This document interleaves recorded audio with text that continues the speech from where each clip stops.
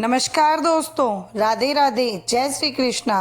दोस्तों, comment box में जय श्री राम अवश्य लिखें।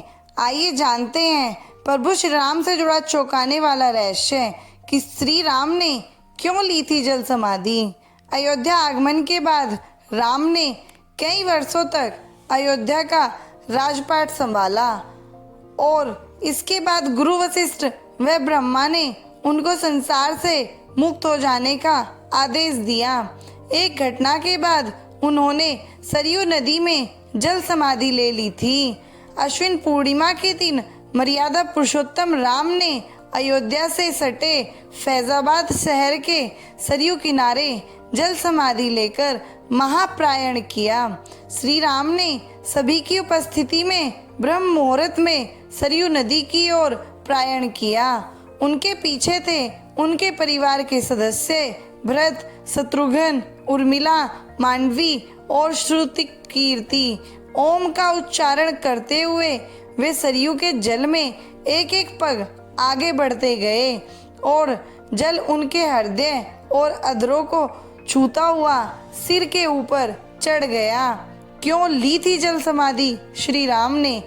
यमराज यह जानते थे कि भगवान की इच्छा के बिना भगवान न तो स्वयं शरीर का त्याग करेंगे और न शेषनाग के अंशावतार लक्ष्मण जी। ऐसे में यमराज ने एक चाल चली। एक दिन यमराज किसी विषय पर बात करने भगवान राम के पास आ पहुँचे।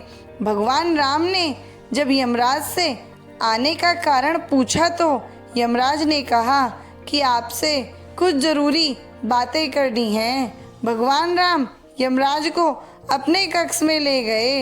यमराज ने कहा कि मैं चाहता हूँ कि जब तक मेरी और आपकी बात हो उस बीच कोई इस कक्ष में नहीं आए।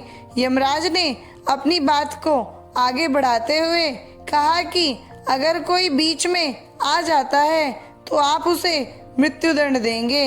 भगवान राम ने यमराज की बात मान ली और यह सोचकर कि लक्ष्मण उनके सबसे आज्ञाकारी हैं, इसलिए उन्होंने लक्ष्मण जी को पहरे पर बिठा दिया। यमराज और राम जी की बात जब चल रही थी उसी समय दुर्वासा ऋषि अयोध्या पहुंच गए और राम जी से तुरंत मिलने की इच्छा जताई। लक्ष्मण जी ने कहा कि भगवान राम अभी यमराज के साथ विशेष चर्चा कर रहे हैं। भगवान की आज्ञा है कि जब तक उनकी बात समाप्त नहीं हो कोई उनके कक्ष में नहीं आए। इसलिए आपसे अनुरोध है कि आप कुछ समय प्रतीक्षा करें। ऋषि दुर्वासा लक्ष्मण जी की बातों से क्रोधित हो गए और कहा कि अभी जाकर राम से कहो कि मैं उनसे मिलना चाहता हूँ, अन्यथा मैं पूरी अयोध्या को नष्ट होने का शाप दे दूंगा। लक्ष्मण जी ने सोचा कि उनके प्राणों से अधिक महत्व उनके राज्य और उसकी जनता का है, इसलिए अपने प्राणों का मोह छोड़कर लक्ष्मण जी भगवान राम के कक्ष में चले गए। भगवान राम लक्ष्मण को सामने देखकर हैरान और परेशान हो गए। भगवान राम ने लक्ष्मण से पूछा कि यह जानते हुए भी कि इस समय कक्ष में प्रवेश करने वाले को मृत्युदंड दिया जाएगा, तुम मेरे कक्ष में क्यों आए हो? लक्ष्मण जी ने कहा कि दुर्वासा ऋषि आपसे अभी मिलना चाहते हैं, उनके हट के कारण मुझे अभी कक्ष में आना पड़ा है। राम जी यमराज से अपनी बात पूरी करके जल्दी से ऋषि दुर्वासा से मिलने पहुँचे। यमराज अपनी चाल में सफल हो चुके थे। राम जी से यमराज ने कहा कि आप अपने वचन के अनुसार लक्ष्मण को मृत्युदंड दीजिए। भगवान राम अपने वचन से मजबूर थे। राम जी सोच में थे कि अपने प्राणों से प्रिय भाई को कैसे मृत्युदंड दिया जाए।